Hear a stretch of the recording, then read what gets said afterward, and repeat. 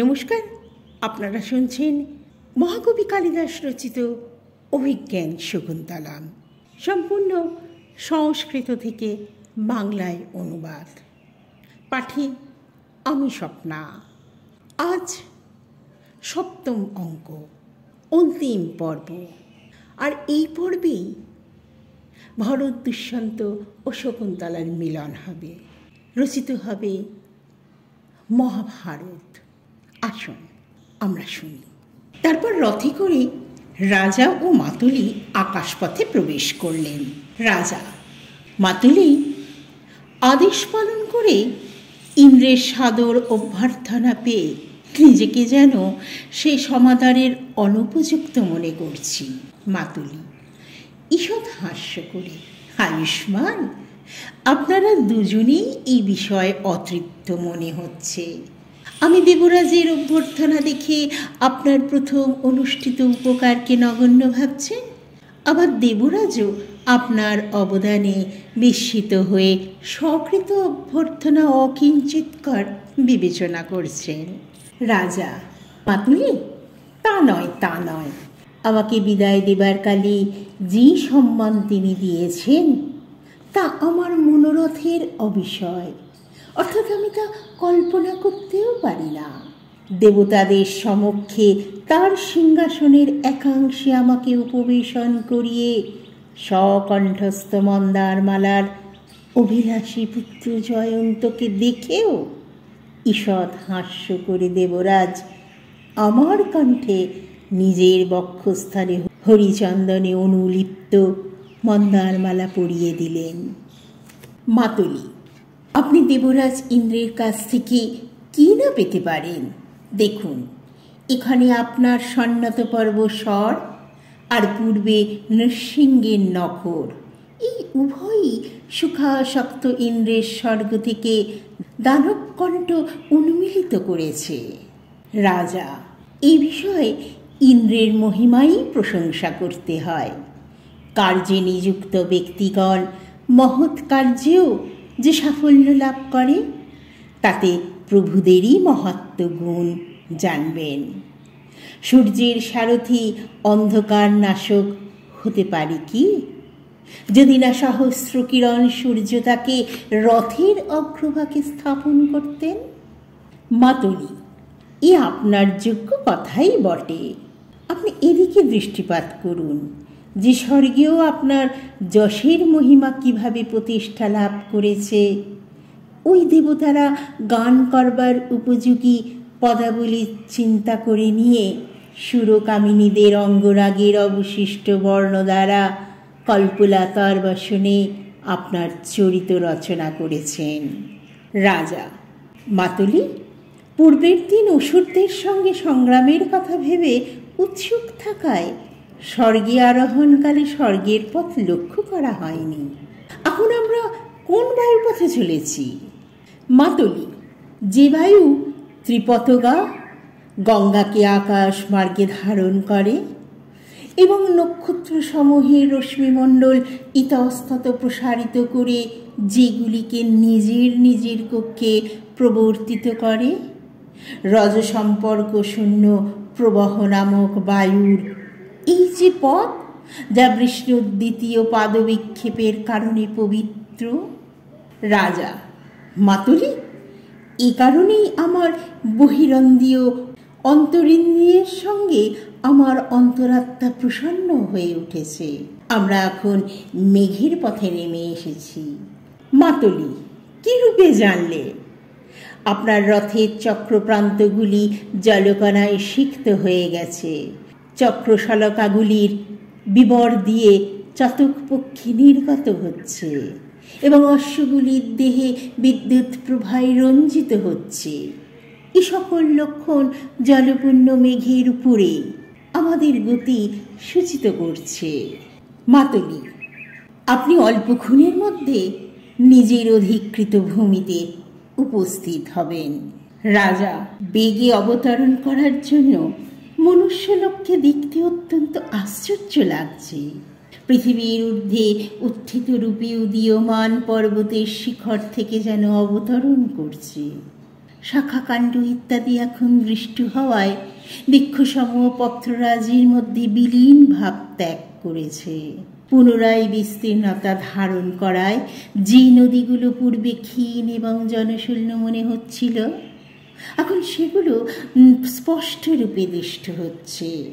দেখো, কেউ যেন পৃথিবীকে ঊর্ধ্বে ক্ষেপণ করে আমার পার্শ্বে নিয়ে আসছে।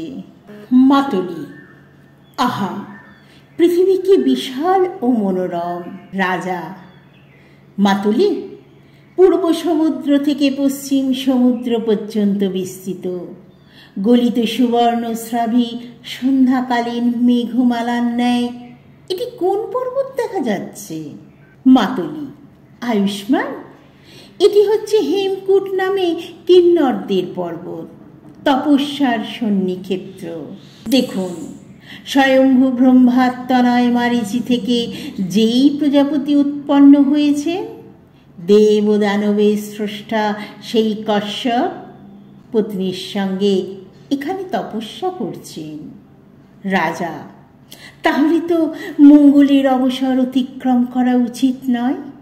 ভগবান কশ্যপকে প্রদক্ষিণ করে যেতে চাই। মাতলি: উত্তম প্রস্তাব। অবতরণ করার অভিনয় করলেন। রাজা বিস্ময়ের সঙ্গে রথচক্রের প্রান্তভাগ থেকে কোনো শব্দ উৎপন্ন হচ্ছে না। চলতে থাকলেও ধূলি উত্থিত হতে দেখা যাচ্ছে না। আপনি রথের রশ্মি টেনে না ধরায় যেহেতু তা ভূতল স্পর্শ করেনি, সেহেতু রথ অবতীর্ণ হলেও তা অবতীর্ণ হয়েছে বলে বোধ হচ্ছে না। মাতলি: এটুকুই দেবরাজ ইন্দ্র আর আপনার রথের মধ্যে পার্থক্য। রাজা: মাতলি, মারীচের আশ্রম কোন দিকে? মাতলি হস্তের দ্বারা নির্দেশ করে। যার দেহ বল্মিক স্তূপে অর্ধনিমগ্ন, বক্ষস্থল সর্পকঞ্চুক দ্বারা আশ্লিষ্ট, বক্ষদেশ জীর্ণলতা সমূহের বেষ্টনে অত্যধিক পীড়িত, স্কন্ধদেশ পর্যন্ত পক্ষী নির্মিত জটাভার বিলম্বমান, স্থান উন্নয় অচল সে মুনি যে প্রদেশের সূর্যমণ্ডল অভিমুখী দৃষ্টি নিবদ্ধ করে অবস্থান করছেন, সেখানেই মহর্ষি মারীচের আশ্রম। রাজা: ক্লেশকর তপশ্চর্চায় নিরত আপনাকে নমস্কার। মাতলি রথের রশি সংযত করে: মহারাজ, এই তো আমরা অদিতির যত্নে বর্ধিত মন্দার বৃক্ষে শোভিত প্রজাপতি মারীচের আশ্রমে প্রবেশ করলাম। রাজা: এ যেন স্বর্গের চেয়েও অত্যাধিক শান্তি স্থান। মনে হচ্ছে যেন অমৃতের হ্রদে অবগাহন করে উঠলাম। মাতলি রথ থামিয়ে: মহারাজ, অবতরণ করুন। রাজা অবতরণ করে: মাতলি, তুমি এখন কি করবে? মাতলি: আমি এখন রথ নিয়ন্ত্রিত করলাম, আমিও অবতরণ করছি। অবতরণ করে: এদিকে আসুন, দেখুন পূজনীয় ঋষিদের এই তপভূমি। রাজা: আমি বিস্ময়ের সঙ্গে তা লক্ষ্য করছি। কল্পবৃক্ষযুক্ত এই তপবনে বাস করেও কেবল বায়ু সেবন করে জীবন ধারণ করছেন। স্বর্ণপদ্মের পরাগে পিঙ্গল বর্ণ জালে তাঁরা ধর্মস্নান করে থাকেন। রত্নশিলায় উপবেশন করে তারা ধ্যান করেন। সুরঙ্গনাদের সান্নিধ্যে থেকেও এরা সংযমী। অন্যান্য মুনিগণ তপস্যা করে যা লাভ করতে চান, এরা তাদের প্রতি অনাকৃষ্ট হয়েই তপশ্চর্যা করে থাকেন। মাতলি মহোজ্জনের আশঙ্কা নিশ্চিত রূপে উত্তরোত্তর ঊর্ধ্বগামী হয়। কিছু দূর অগ্রসর করে শূন্যে লক্ষ্য করি, ওহে বৃদ্ধ সাকল্য, ভগবান মারীচ কি করছেন? কি বললে? পতিব্রতার ধর্ম সম্পর্কে অদিতি কিছু জানতে চেয়েছেন। মহর্ষি পত্নীদের সঙ্গে তাকে সে বিষয়ে বলছেন? রাজা কর্ণপাত করে, এই প্রসঙ্গ শেষ না হওয়া পর্যন্ত অবসর প্রতীক্ষা করতে হবে। মাতুলি রাজাকে অবলোকন করে, এই অশোক বৃক্ষের মূলে আপনি কিছুক্ষণ অবস্থান করুন। এর মধ্যে আমি আপনার আগমন বার্তা মহর্ষি মারীচের কাছে নিবেদন করতে অবসর সন্ধান করি। রাজা, আপনি যা বিবেচনা করেন। এই বলে রাজা অপেক্ষা করতে লাগলেন। মাতুলি, আয়ুষ্মান, আমি যাচ্ছি, নির্গত হলেন।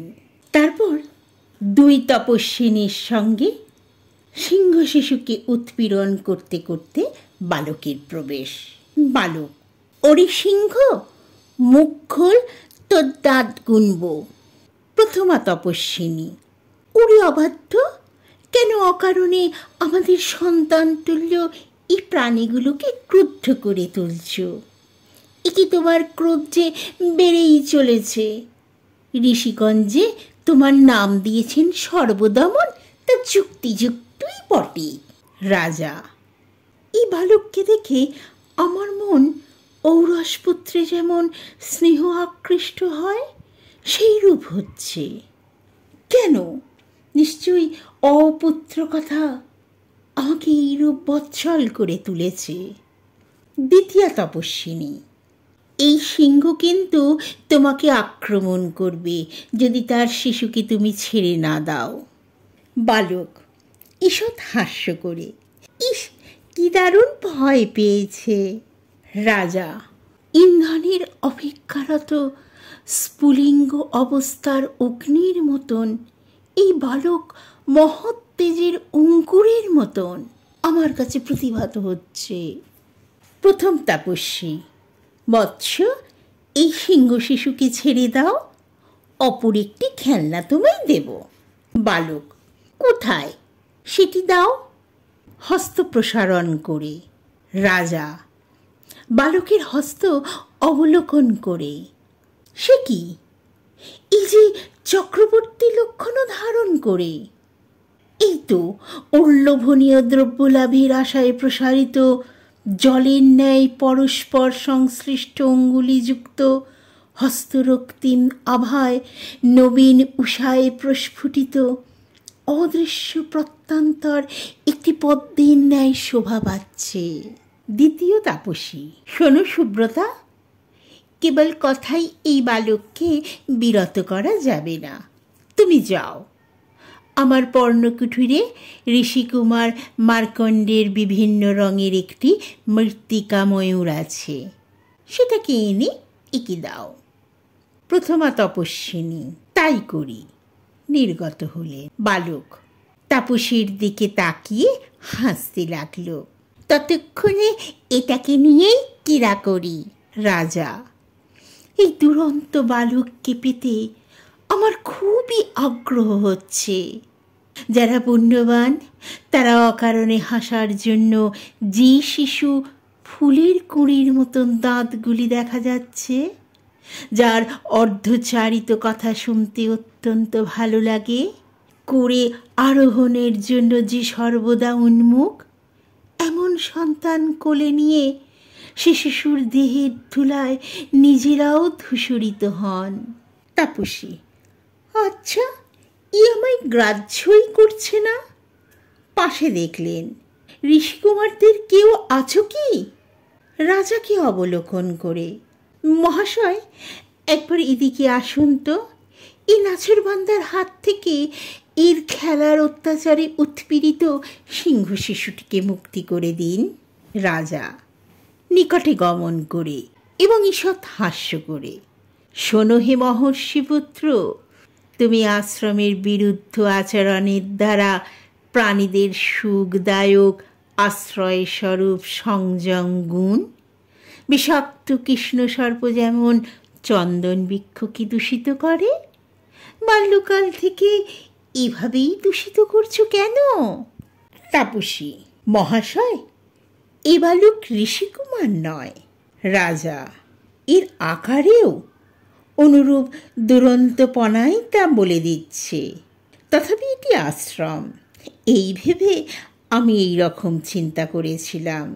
অনুরোধ অনুসারে বালকের হাত থেকে সিংহ শিশুকে মুক্ত করবার কালে বালকের স্পর্শ অনুভব করে মনে মনে রাজা বললেন, এ সন্তান কোন ব্যক্তির বংশধর তা আমি জানি না, কিন্তু এর গাত্রস্পর্শ করেই আমার এমন সুখ হচ্ছে যে ভাগ্যবানের করে থেকে এ বর্ধিত হয়েছে তার মনে কি অনির্বচনীয় আনন্দই না হয়ে থাকে। তাপসী দুজনকে দেখে আশ্চর্য। রাজা, আর যে কি ব্যাপার? তাপসী, এই বালকের এবং আপনার আকৃতির সাদৃশ্য দেখে বিস্মৃত হয়েছি। আপনি অপরিচিত হলেও ই আপনার অনুকূল হলো। রাজা, বালককে আদর করে স্পর্শ করে এ যদি ঋষির সন্তান না হয় তাহলে এ কোন বংশের সন্তান? তাপসী, পুরুবংশে। রাজা মনে মনে, তাহলে এ বালক আর আমার একই বংশ। এ কারণেই তাপসী এ বালককে আমার মতন দেখতে এরকম মনে করেছিলেন। এটি পুরুবংশীয়দের অন্তিম বয়সে পালনীয় ধর্মকুল। যে পুরুবংশীয়রা পূর্বে অর্থাৎ যৌবনে পৃথিবী রক্ষার জন্য নানা রসপূর্ণ গৃহে বাস কামনা করেছেন, পরে অর্থাৎ বার্ধক্যে তারাই বানপ্রস্থ ধর্ম অবলম্বন পূর্বক তরুতলকে গৃহরূপে আশ্রয় করেন। কিন্তু নিজের ইচ্ছায় মানুষেরা তো এই স্থানে আসতে পারে না। তাপসী, মহাশয়, আপনি যথার্থই বলেছেন। অপ্সরার সঙ্গে সম্বন্ধবশত এর মাতা দেবগুরু মারীচের আশ্রমে একে প্রসব করেছেন।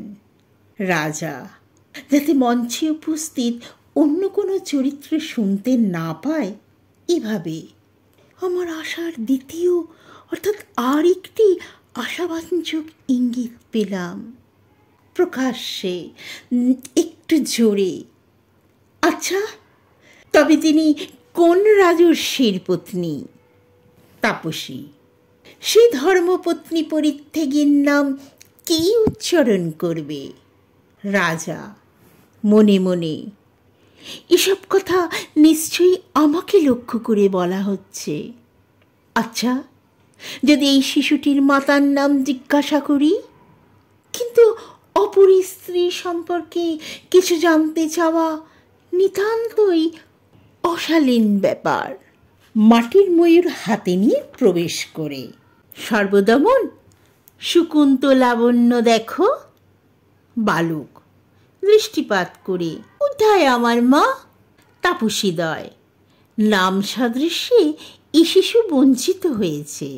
দ্বিতীয় তাপসী, শোনো বৎস, মৃত্তিকা ময়ূরটি কি মনোরম দেখো, এ কথা তোমাকে বলা হয়েছে। রাজা মনে মনে, তবে কি এর মায়ের নাম শকুন্তলা? অবশ্য নাম সাদৃশ্যে অনেক সময় দৃষ্ট হয়, নাকি কেবল এই নাম উল্লেখ মরীচিকার মতন আমার দুঃখেরই কারণ হবে? বালক, এই সুন্দর ময়ূরটা আমার খুব পছন্দ হয়েছে। খেলনা ময়ূরটি নিল। প্রথম তাপসী দেখে উদ্বেগের সঙ্গে, হায় সর্বনাশ, রক্ষা কবচটা এর মণিবন্ধে দেখতে পাচ্ছি না তো। রাজা, উদ্বিগ্ন হবেন না, সিংহ শাবকের সঙ্গে ধস্তাধস্তির সময় ওর কবচটি এই তো খসে পড়ে গেছে, তুলতে ইচ্ছে করলেন। তাপসীদয়, এটা তুলবেন না, সে কি? ইনি যে তুলে ফেললেন। বিস্ময় বুকে হাত রেখে পরস্পরের মুখের দিকে তাকালেন। রাজা, আমাকে নিষেধ করছিলেন কেন? প্রথম তাপসী, ভগবান শুনুন, ভগবান মারীচ অপরাজিতা নামে এই ঔষধি বালকের জাতকর্মের সময় একে দিয়েছিলেন। এটি ভূমিতে পতিত হলে পিতামাতা এবং নিজে ভিন্ন অন্য কেউ তা তুলতে পারে না। রাজা, যদি তোলে? প্রথম তাপসী, তখনই কবচ সর্প হয়ে তাকে দংশন করে। রাজা: আপনারা কখনো এর প্রতিক্রিয়া দেখেছেন? তাপসীদ্বয়: অনেকবার। রাজা সানন্দে মনে মনে: আমার মনোকামনা যখন পূর্ণ হয়েছে তখন আর কি আদর না করি কেন? বালককে বুকে জড়িয়ে ধরলেন। দ্বিতীয় তাপসী: সুব্রতা, চলো, এই ঘটনা ব্রতাদি নিয়ম পালনে রত শকুন্তলাকে নিবেদন করি। উভয় নির্গত হয়ে গেল।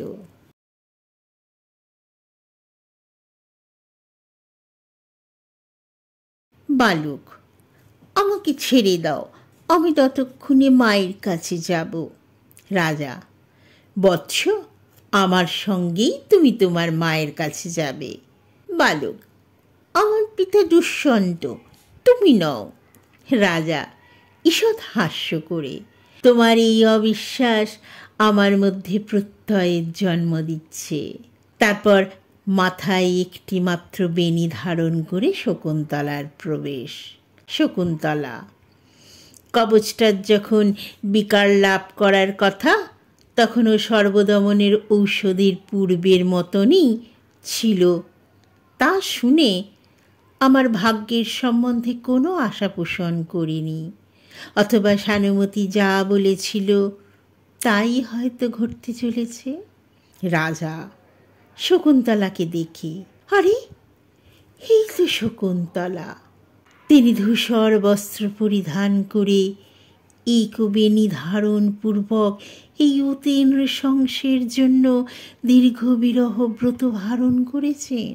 শকুন্তলা অনুতাপ হেতু মলিন রাজাকে অবলোকন করে: ইনি তো আর্যপুত্রের ন্যায় নন।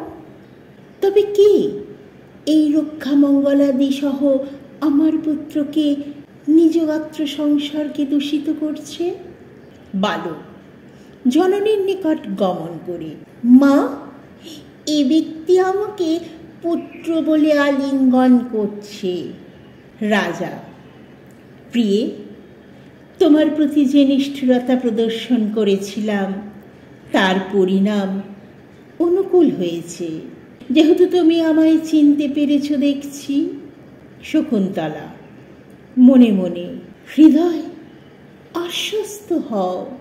রোষ ও মৎসর পরিত্যাগ করে অদৃষ্ট আমার প্রতি অনুকম্পা প্রবণ হয়েছে। ইনি আর্যপুত্রই।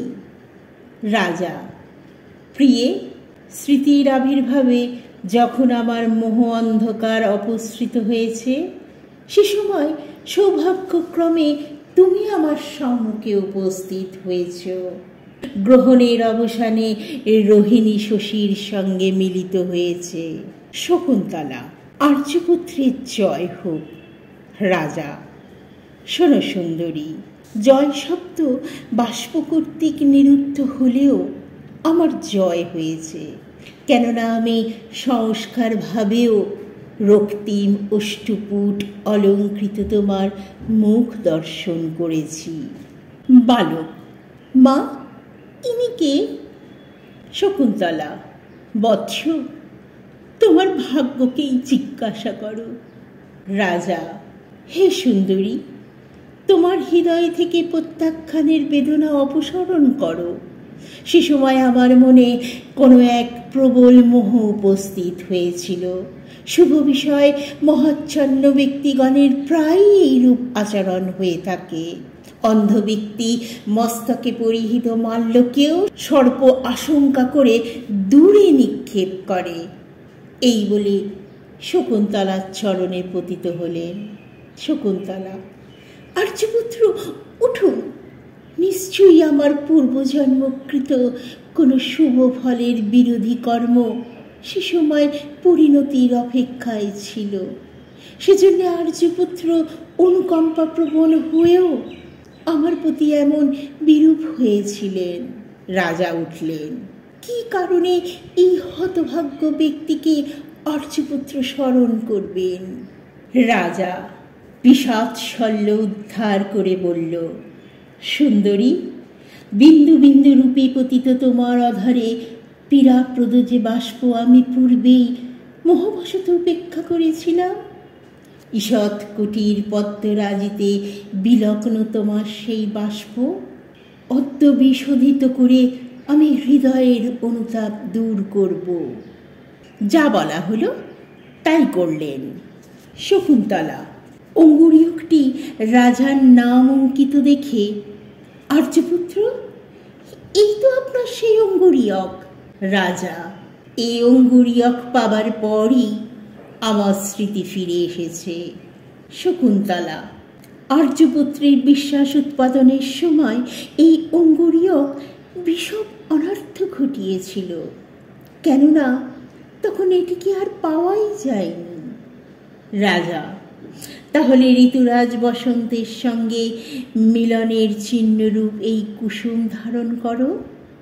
শকুন্তলা, এই অঙ্গুরীয়ককে আমি আর বিশ্বাস করি না, আর্যপুত্রই এটি ধারণ করুন। তারপর মাতুলি প্রবেশ করলেন। মাতুলি, সৌভাগ্যবশত ধর্মপত্নীর সঙ্গে মিলিত হয়ে এবং পুত্রমুখ দর্শন করে আপনার মঙ্গল হল।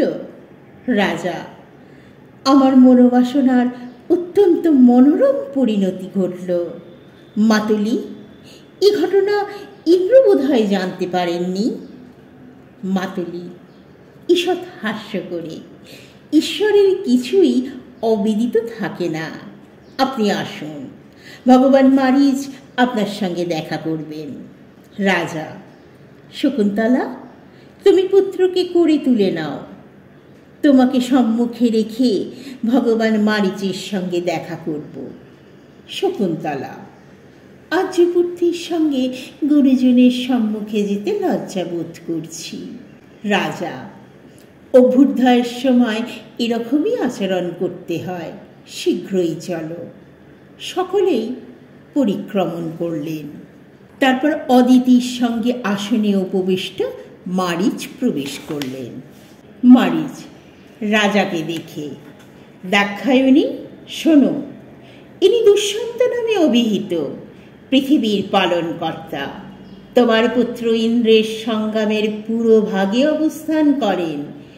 এই ধনুকের প্রভাবে ইন্দ্রের প্রসিদ্ধ তীক্ষ্ণাঘ্র বর্জ্য আর কোনো কাজ না থাকায় ইন্দ্রের অলঙ্কার স্বরূপ হয়েছে। অদিতি, এর আকৃতি দেখেই তেজ বিশেষের অনুমান হয়। মাতুলি, আয়ুষ্মান দেখুন, স্বর্গবাসী দেবতাদের পিতামাতা পুত্রের প্রতি স্নেহ বিগলিত দৃষ্টিতে আপনাকে দেখছেন, তাদের সমীপে চলুন। রাজা, মাতুলি, এরা হলেন ব্রহ্মার পুত্র প্রজাপতি দক্ষের কন্যা অদিতি এবং ব্রহ্মার পুত্র মারিচের পুত্র এই কশ্যপ। ব্রহ্মা থেকে মাত্র এক পুরুষ ব্যবধানে এরা আছেন। মুনিগণ এদের দ্বাদশ আদিত্যের কারণ বলে থাকেন। ত্রিভুবনের পালক দেবরাজ ইন্দ্র এদের সন্তান এবং স্বয়ম্ভু বিষ্ণু এদের আশ্রয় থেকেই এই পৃথিবীতে আবির্ভূত হয়েছিলেন। মাতুলি, যথার্থই বটে। রাজা নিকটে গমন করে আপনাদের দুজনকেই বাসবের অর্থাৎ ইন্দ্রের আজ্ঞাবহ দুষ্যন্ত প্রণাম করছে। মারিচ, বৎস, দীর্ঘজীবী হও, পৃথিবী পালন করো। অদিতি, বৎস, অপ্রতিদ্বন্দ্বী হও। শকুন্তলা পুত্রকে সঙ্গে নিয়ে আমি আপনাদের চরণ বন্দনা করছি। মারিচ, বৎসে, তোমার প্রতি ইন্দ্রের মতন প্রতাপশালী পুত্র তোমার জয়ন্ত সাদৃশ্য, অন্য কোনো আশীর্বাদ তোমার যোগ্য নয়। কেবল বলি, ইন্দ্রপত্নী শচীর মতন হও। অদিতি, বৎসে, পতির মনের মতন হও। তোমার পুত্র দীর্ঘ জীবন লাভ করে তোমাদের উভয় কুলেরই আনন্দ বর্ধন করুক। তোমরা উপবেশন করো। সকলে প্রজাপতি মারিচের চারদিকে উপবেশন করলেন। মারিচ এক একজনকে নির্দেশ করে, সৌভাগ্যবশত সাধ্বী শকুন্তলা, পবিত্র সন্তান এবং আপনি দুষ্যন্ত।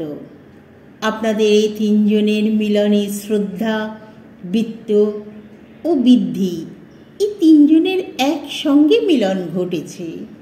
রাজা: ভগবান, আগে আমার অভিলাষ পূরণ হলো, তারপর দর্শন লাভ হলো আপনার। সুতরাং আপনার অনুগ্রহ অপূর্ব বটে। কেননা আগে ফুল ফোটে, তারপর বৃক্ষে ফলের আগমন হয়। পূর্বে মেঘের উদয়, তারপর আসে বর্ষণ। এটি কারণ কার্যের ক্রম। কিন্তু আপনার ক্ষেত্রে আপনার অনুগ্রহের পূর্বেই সিদ্ধি লাভ। মাতুলি: দেবতারা এভাবেই প্রসন্ন হন। রাজা: ভগবান, আপনাদের আদেশ পালনকারিণী শকুন্তলাকে গান্ধর্ব মতে বিবাহ করেও কিছুকাল পরে আত্মীয়রা যখন নিয়ে এলেন, তখন স্মৃতির শৈথল্যবশত একে প্রত্যাখ্যান করে আপনার গোত্রের মহর্ষি কর্ণের কাছে আমি অপরাধী হয়েছি। পরে পুনরায় অঙ্গরীয়ক লাভ করে এই কন্যাকে যে পূর্বে পরিণয় সূত্রে আবদ্ধ করেছিলাম তা মনে পড়ে। আমার কাছে তা এখন বিচিত্র বলে মনে হচ্ছে। যেমন নাকি একটি হস্তির সম্মুখে আসতেই ভাবলাম এটি হস্তি নয়, সেটি চলে গেলে সন্দেহ হলো এটি হস্তি ছিল কি, কিন্তু পরে পায়ের ছাপ দেখে নিশ্চিন্ত হলাম যে এটি হস্তি ছিল। আমার মনের বিকারও ঠিক সেই রকম। মারিচ: বৎস, এ বিষয়ে তুমি নিজেকে অপরাধী বিবেচনা করো না। এরকম মোহ তোমার অহেতুক হতে পারে না। প্রকৃত ঘটনা শ্রবণ করো। রাজা: আমি শ্রবণ করছি।